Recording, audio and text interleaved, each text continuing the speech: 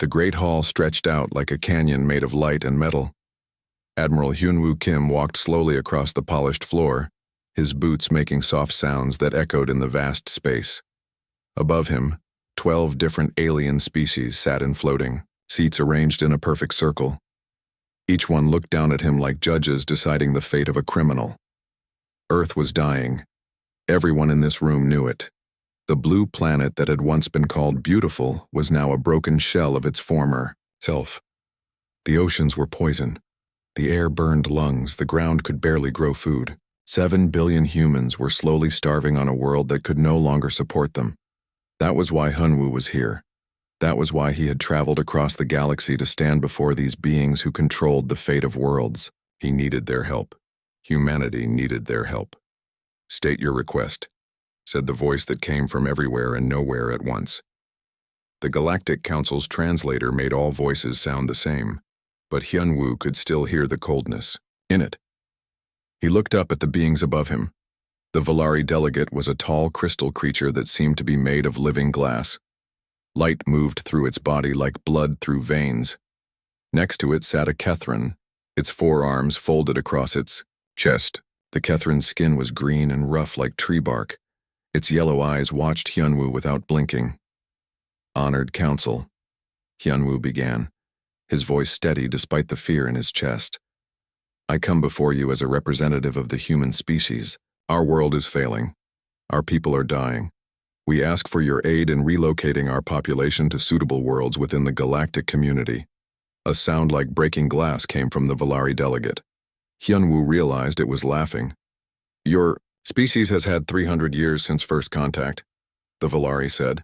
Its voice was like wind chimes in a storm. 300 years to learn from us, to grow beyond your primitive ways. Instead, you have done nothing but make your world worse. The Dran delegate moved in its water tank. The fish-like creatures, gills fluttered as it spoke. "We have watched your kind. You fight endless wars. You poison your own air and water. You multiply without thought for tomorrow. This is not the behavior of a species that deserves to survive." Hyunwoo felt his hands clench into fists at his sides, but he kept his voice calm. "We have made mistakes. All species make mistakes. But we have also shown that we can learn. We can change. We can be better." "Can you?"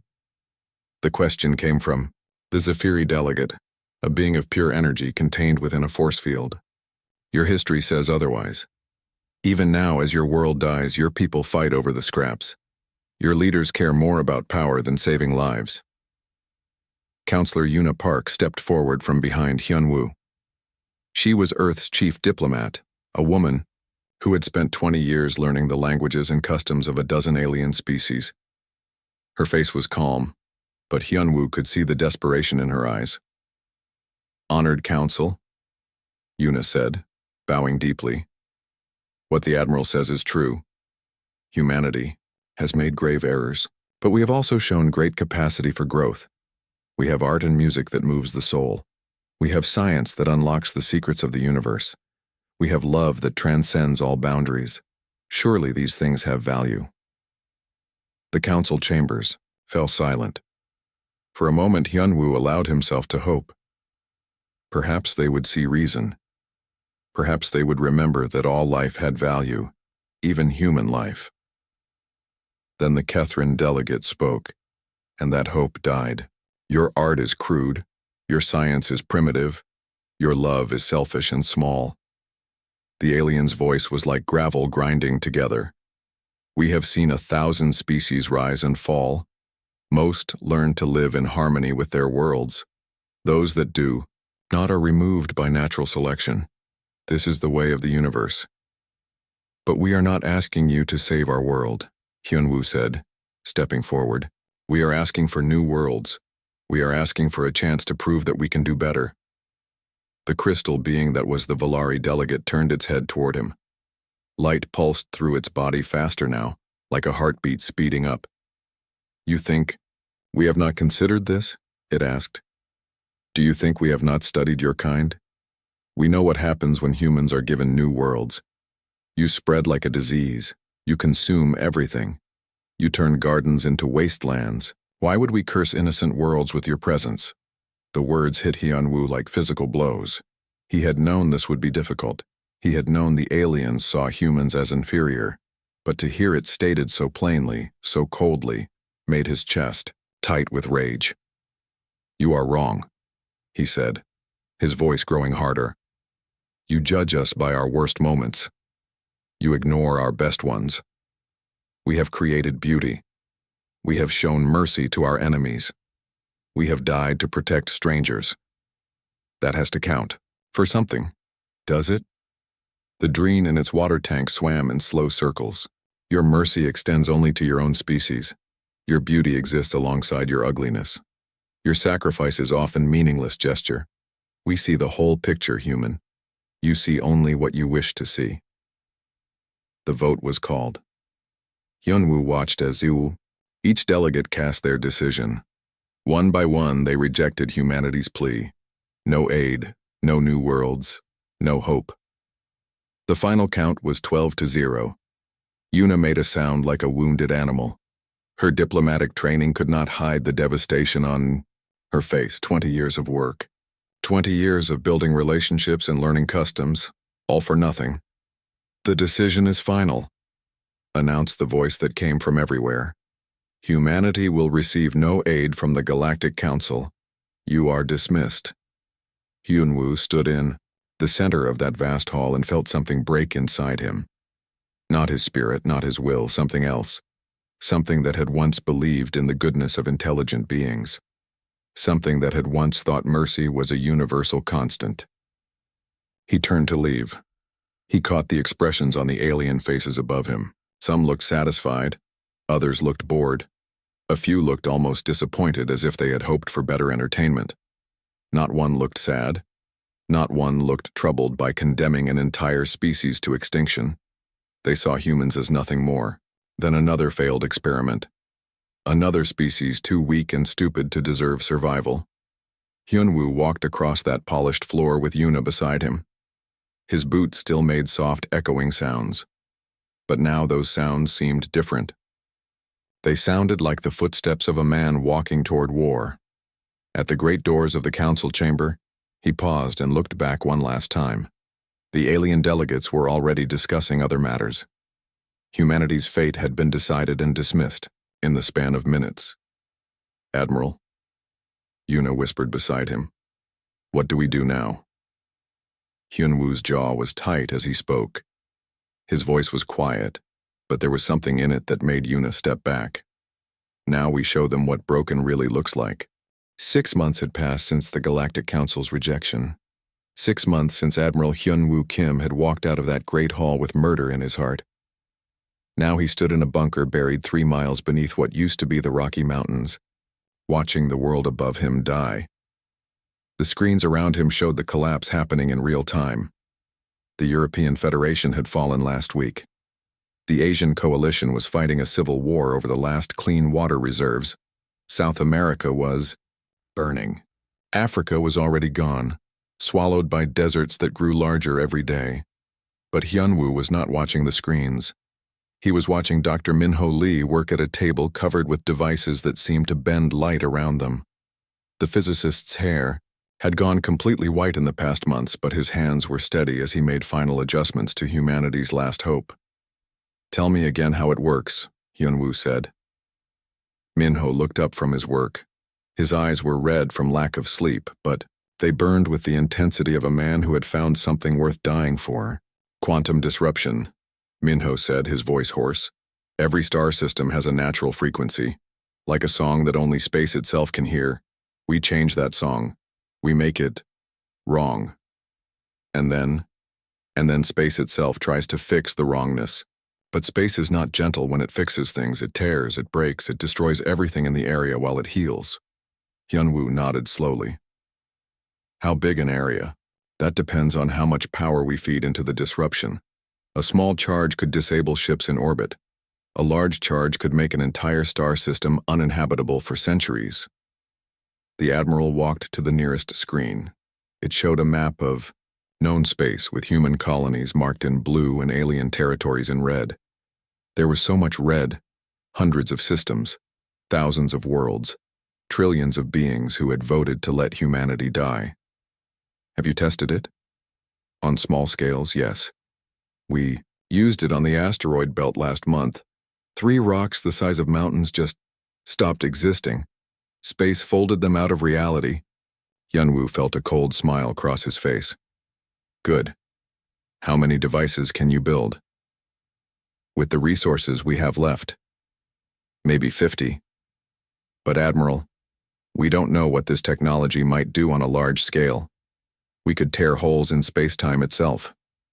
We could damage the fabric of reality. Reality didn't care enough to save us, Yunwu said. Why should we care about saving it? 2 levels down, Captain Sora Choi was preparing for humanity's first real strike against the galaxy that had abandoned them. Her ship was small, barely large enough for a crew of 20, but it had been modified with technology that no alien species had ever seen. The stealth systems were based on quantum mechanics that folded space around the ship. To any sensor, they would appear to be empty space. The weapons were different too. Instead of trying to build bigger guns, human engineers had built smarter ones. Weapons that learned from each shot. Weapons that adapted to their targets. "Captain," said Lieutenant Teo Sun from the pilot's seat. He was young, barely 25, but he had the cold eyes of someone who had watched his world die. "We're approaching Valari space. No sign that they've detected us." Sora looked at the tactical display. The Valari mining operation was spread across 3 moons, each one rich with the crystals that powered their civilization. Hundreds of ships moved between the moons like insects around a hive. It should have been impossible to attack such a well-defended target. But the Valari had made one crucial mistake. They thought like Valari. They planned for threats they understood. They had never faced an enemy that refused to follow the rules of civilized warfare. "Begin the attack," Sora ordered. The first phase was invisible.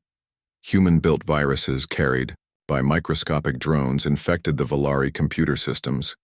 The aliens didn't even know they were under attack until their own mining equipment began to malfunction. Drills that were supposed to extract crystals instead began to crack the moon's surfaces. Transport ships found their navigation systems sending them into collisions with each other. The second phase was visible, but by then it was too late. Sora's ship dropped out of stealth and began firing. But these were not normal weapons. Each shot was a small quantum disruption device, programmed to target the specific frequency of Valari crystal technology. When the devices hit their targets, the crystals didn't just break. They screamed. The sound that came from dying Valari crystals was like 1,000 voices crying out in pain. It traveled through space itself, reaching every Valari in the system. For a species that communicated through harmonic resonance, the sound was like having their ears torn off. The attack lasted exactly 17 minutes. When it was over, 3 moons were cracked like eggs. Hundreds of Valari ships drifted powerless in space. The mining operation that had taken decades to build was reduced to floating debris, and Captain Sora Choi's ship vanished back into quantum stealth, leaving no trace that it had ever been there. Back in the bunker, Hyunwoo received the report from Sora's mission. Around him, other screens showed similar attacks happening across the galaxy. Captain Junho Park had hit a Kethran trade route, using weapons that turned their own cargo into explosives. Lieutenant Haewon Kim had infiltrated a Dran underwater city and poisoned their water with nanobots that made it impossible for them to breathe. Each attack was small. Each attack seemed random, but Hyunwoo knew better.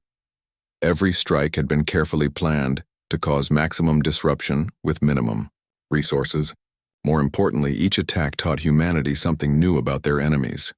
"Sir," said Commander So Young Bae from the communications station, "we're receiving broadcasts from across the galaxy. The aliens are starting to notice our attacks." "What are they saying?" "They're calling us terrorists. Pirates. They're demanding that we stop and surrender for trial." Hyunwoo laughed, and the sound was like breaking glass. "Terrorists? They let our entire species face extinction, and they call us terrorists for fighting back?" He walked to the center of the command room, where a holographic display showed the current status of human forces. 50 ships, 5,000 soldiers, the last remnants of a dying civilization. Against them stood the combined might of 12 alien empires, millions of ships, billions of soldiers. Technology that was centuries ahead of anything humans had ever built. It should have been hopeless. It should have been suicide. But Hyunwoo had learned something in the months since the Council's rejection. Desperation was not weakness. Desperation was the most dangerous weapon in the universe because it freed you from the need to survive. Send a message to all human forces, he ordered. Operation Ghost Protocol is now active. We are no longer the species that begged for mercy. We are the species that will teach the galaxy what happens when mercy is refused. Dr. Minho looked up from his quantum devices. Admiral, are you sure about this? Once we start down this path, there's no going back. We'll become something the galaxy has never seen before. Hyunwoo's smile was cold as the space between stars. Good. Let them learn to fear what they created. The emergency session of the Galactic Council was unlike anything in their 1,000-year history. 12 alien species, each one masters of their own stellar empires, sat in their floating chairs and tried to understand how a dying species had brought chaos to half the galaxy. Admiral Jin Park stood at the center of the Great Hall, but this time she was not pleading for aid. She was there as humanity's representative to explain why the attacks would continue until their demands were met. Jin had once been Hyunwoo's mentor at the Earth Naval Academy. Now she stood opposed to everything he had become. The attacks must stop, declared the Valari delegate, its crystal body flickering with angry red light. Your species has become a plague upon civilized space. 3 of our mining systems are offline. Our crystal production has dropped by 60%. Jin kept her face calm, but inside she felt sick. She had seen the reports. She knew what Hyunwoo's forces had done to the Valari mining operations, the screaming crystals, the shattered moons, the workers who had been driven insane by the harmonic weapons. I represent only the diplomatic branch of humanity, Jin said carefully. Admiral Kim operates independently of my authority. I cannot control his actions. Then who can? The Kethrin delegate slammed one of its 4 fists on the arm of its chair. These are not random attacks. They are planned, coordinated. Someone is giving orders. Admiral Kim answers to no government, Jin replied. Earth's governments have collapsed. There is no central authority left to negotiate with. This was technically true, but Jin knew it was also meaningless. Hyunwoo had become something beyond government control. He had become the voice of humanity's rage, and that rage was spreading across the stars like wildfire. In the depths of space, far from any star, Dr. Nari Wu worked in a hidden research station, built inside a hollow asteroid. Around her, captured alien technology lay in pieces on examination tables. Every successful human raid brought back new prizes, new secrets to unlock. This is fascinating, Nari said to her assistant, Dr. Jaemin Lim.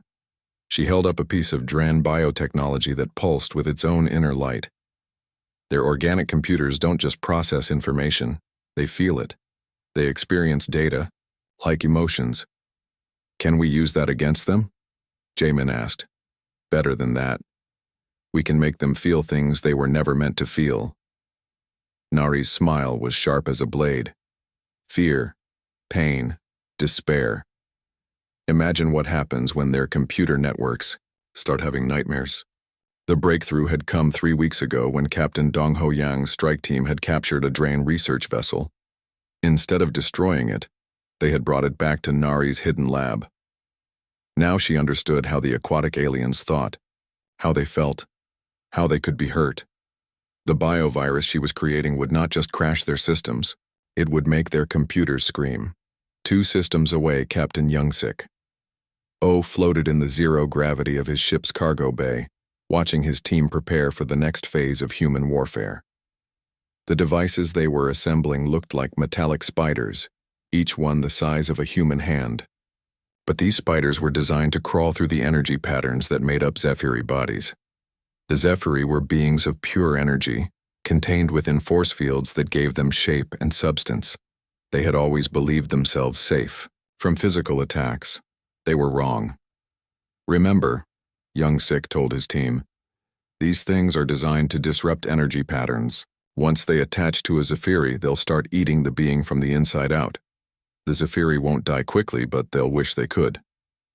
Lieutenant Kyung-ho Shin, the youngest member of the team, raised his hand. Sir, is this really necessary? I mean, we're talking about torture devices. Young Sik looked at the young man for a long moment. Do you remember what the Zephyri delegate said at the council? He called our love selfish and small. He said we were primitive and crude. He voted to let every human being die slowly and painfully. Kyung-ho nodded reluctantly. Then yes, Young Sik said. It's necessary. They want to see what crude and primitive looks like.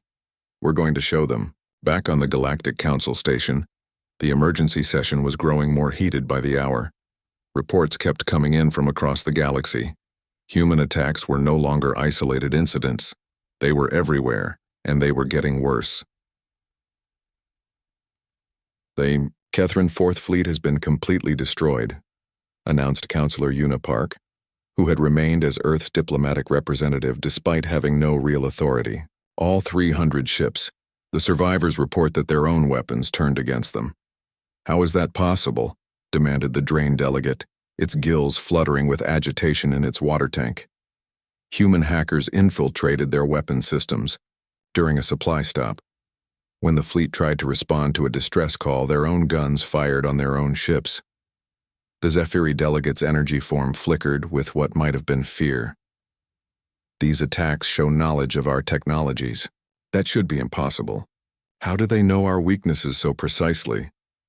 Jin Park's stomach turned. She knew the answer, but she couldn't bring herself to say it out loud. Hyunwoo's forces weren't just stealing alien technology. They were studying it, learning from it, and then they were using that knowledge to create weapons specifically designed to cause maximum suffering to each species.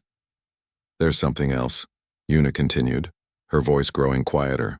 We've detected quantum signatures near 17 different star systems. The humans have deployed some kind of new weapon that we don't understand. The Valari delegate's crystal body pulsed with brighter light. What kind of weapon? We don't. I know, but every system where we've detected these signatures has reported space-time distortions. Reality itself seems to be unstable in those areas. The council chamber fell silent. For the first time since the emergency session began, the alien delegate seemed truly afraid. On his flagship hidden in the shadow of a dead planet, Admiral Hyunwoo Kim received reports from all fronts. The cascade effect was working exactly as planned. Each successful attack weakened alien confidence. Each display of human ruthlessness made other species wonder if they would be next. Sir, reported Commander Yoon-ji Hong from the communications station, we're intercepting alien military communications.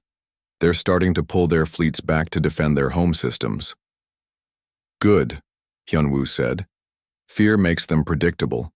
What about our special projects? Dr. Min-ho Lee looked up from his quantum devices. The Starbreaker prototypes are ready for testing. But sir, I have to warn you again. If we use these weapons, we'll be crossing a line that no species has ever crossed before. What line is that?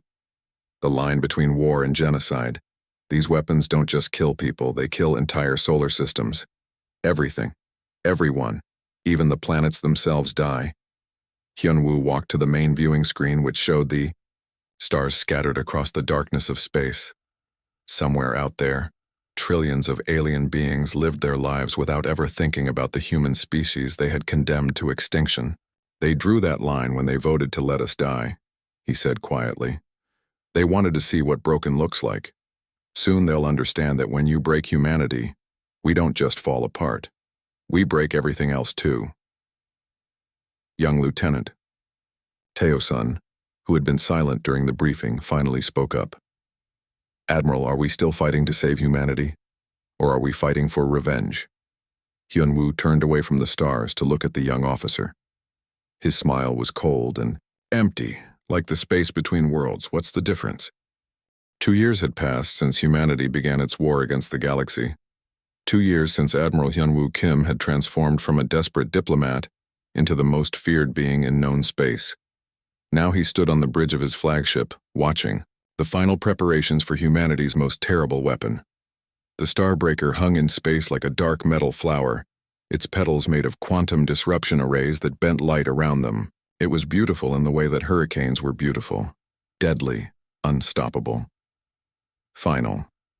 Captain Hyojin Bayek stood at the weapons control station, her hands steady despite the magnitude of what she was about to do. She had volunteered for this mission. They all had. Every human on every ship knew what they were fighting for. Not just survival anymore, something bigger. Something that would echo across the galaxy for 1,000 years. Target confirmed, Hyojin reported. The Kethrin home system. Primary. Star showing normal fusion patterns. 7 inhabited worlds.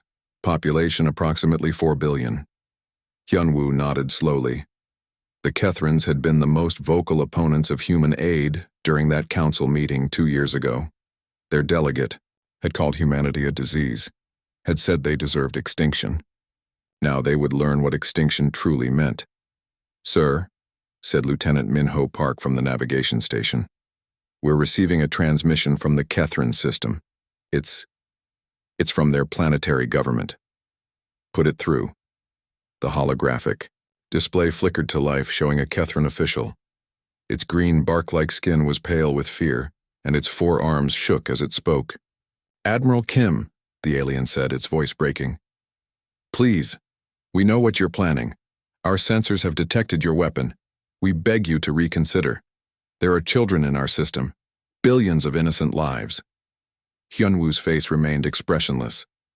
"Were there not innocent lives on Earth when your people voted to let us die?"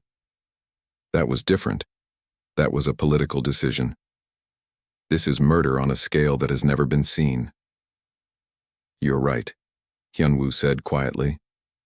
"It is different. When you condemned humanity, you made us suffer slowly. When I condemn your system, it will be quick." The Kethrin leader's eyes widened in horror. "You cannot do this. The other species will unite against you. You'll face the combined might of the entire galaxy. Let them come. They'll find that we've prepared for that too." Hyunwoo cut the transmission and turned to Captain Bayek. "Begin." The sequence. The Starbreaker came to life with a sound like reality tearing. Energy that had never existed before flowed through its quantum arrays, building to levels that made space itself tremble. Around the device, stars seemed to flicker as the weapon drew power from the fabric of the universe. Dr. Yuri Kim, head of humanity's Psychological Warfare Division, watched from the observation deck.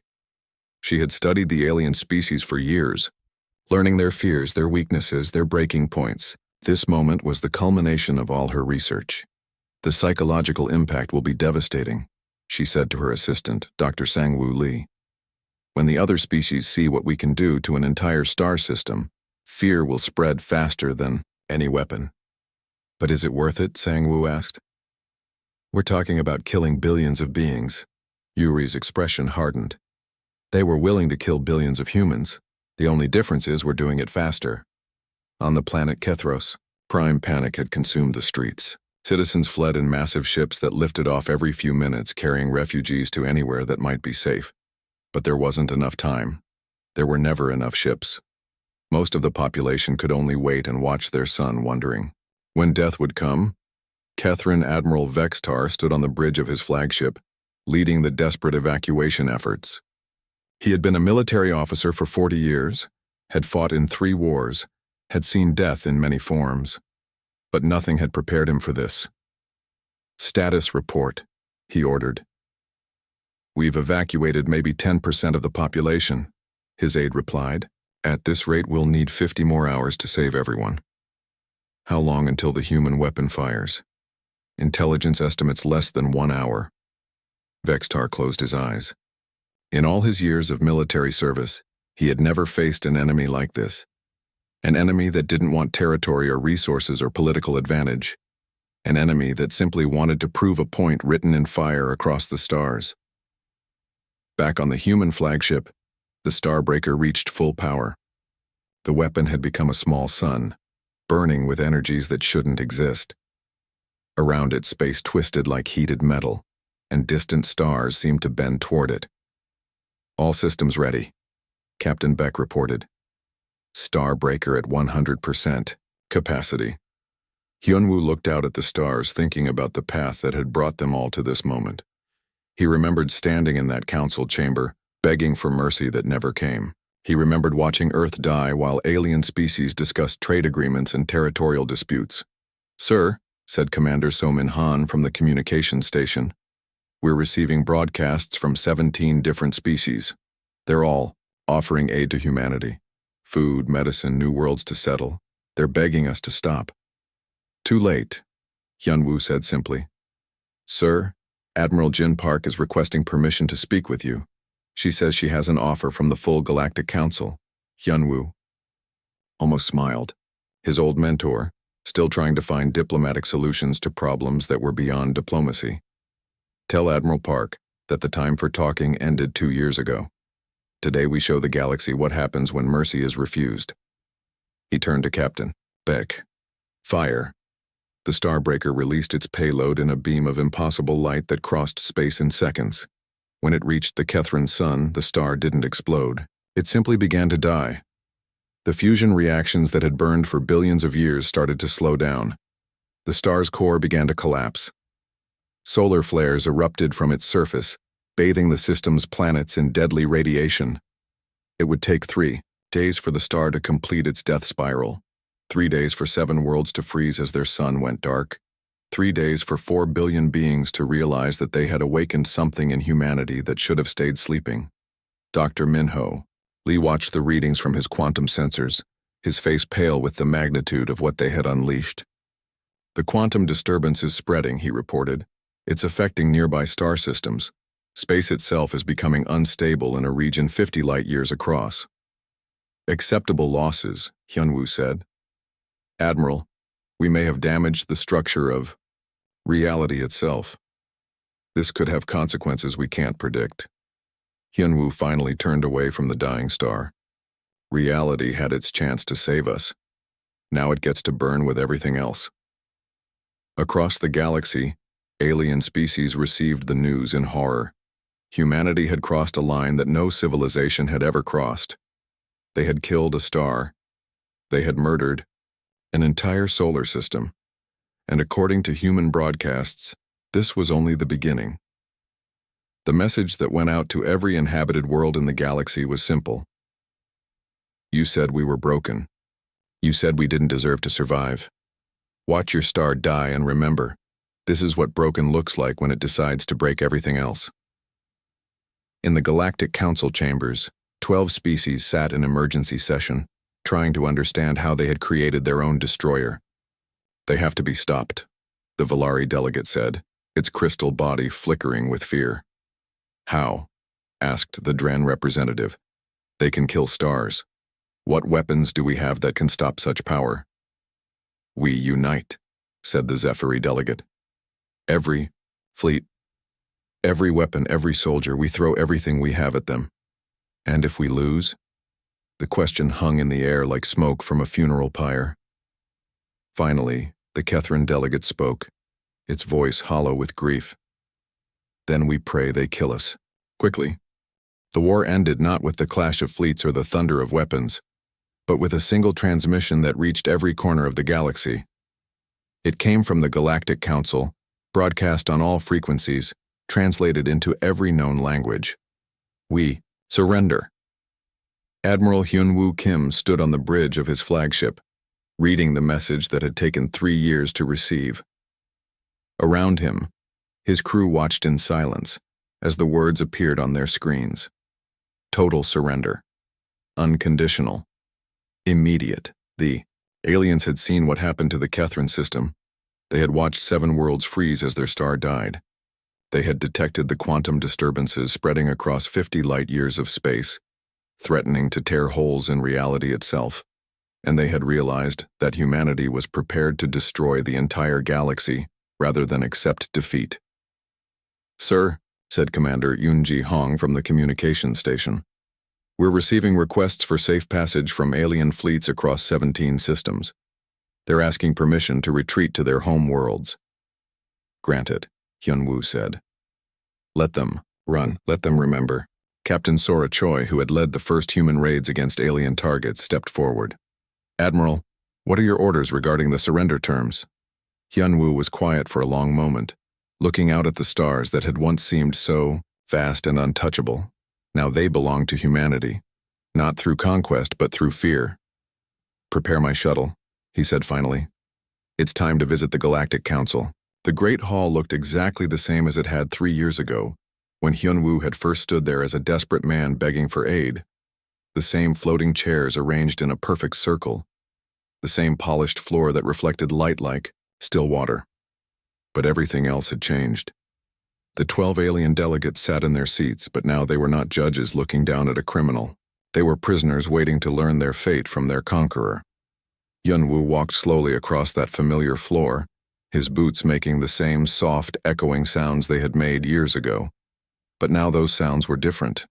They were the footsteps of the most powerful being in the galaxy.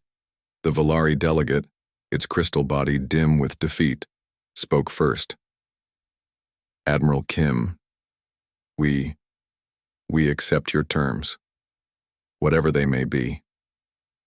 You don't know what my terms are, Hyunwoo said, stopping in the center of the circle.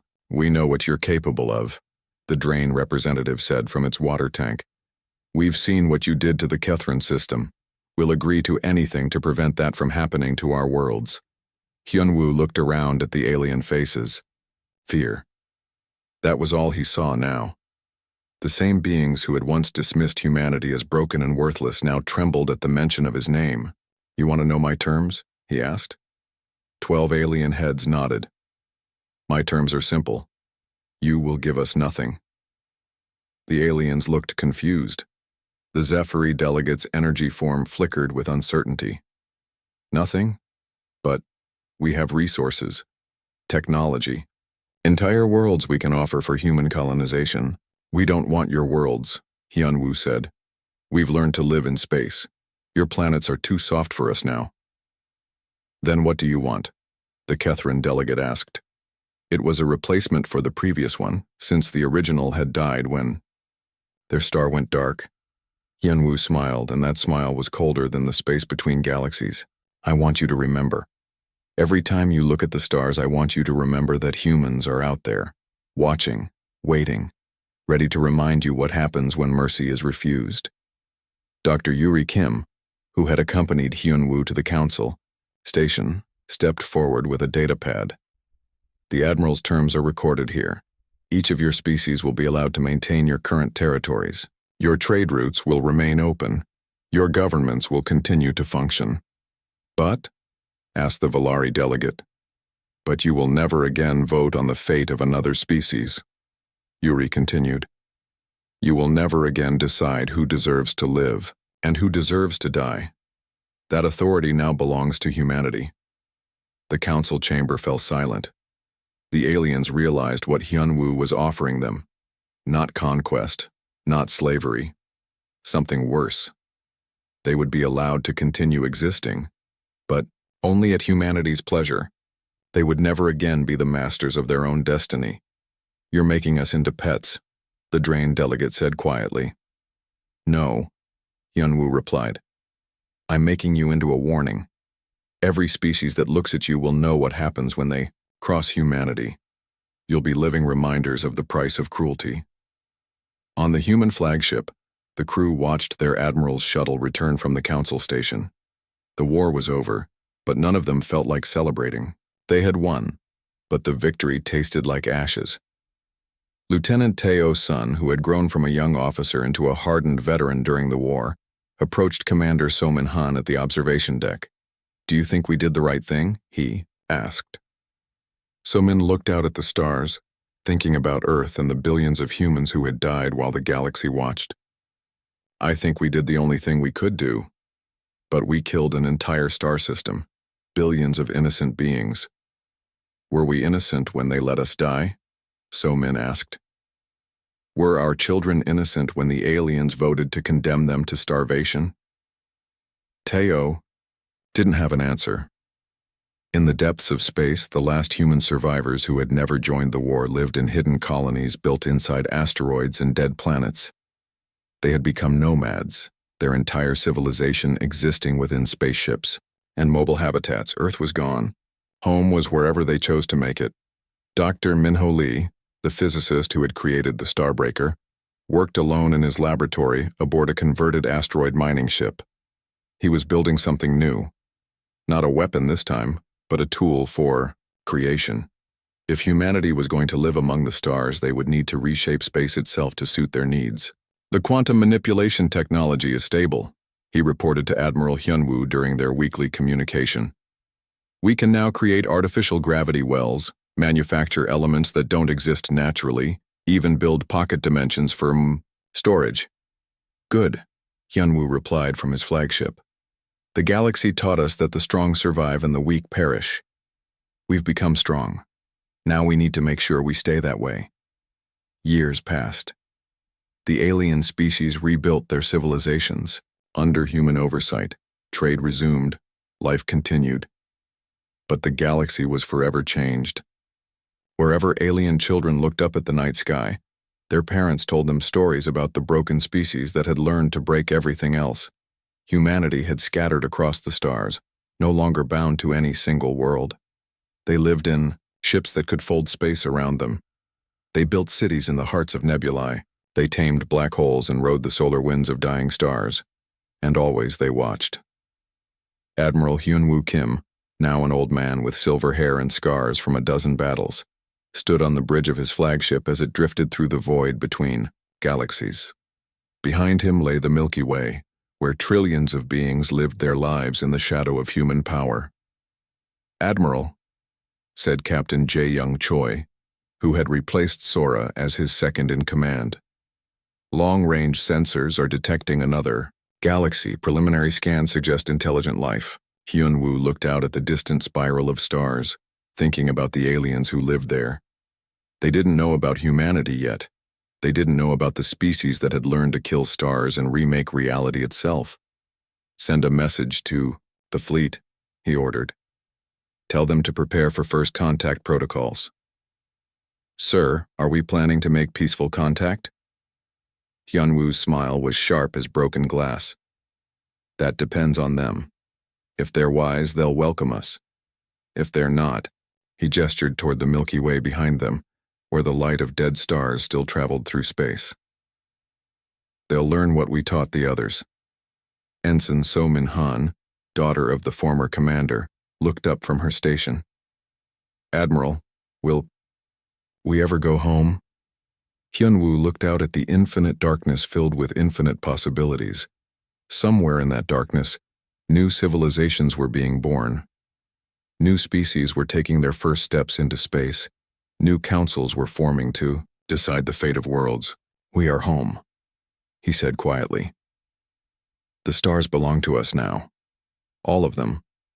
And we'll make sure the galaxy never forgets why." The human fleet moved forward into the darkness between galaxies, carrying with them the memory of a world that had died, and the promise that no one would ever let another species die the same way. They had become what the galaxy forced them to become, and they would make sure the universe never forgot the lesson.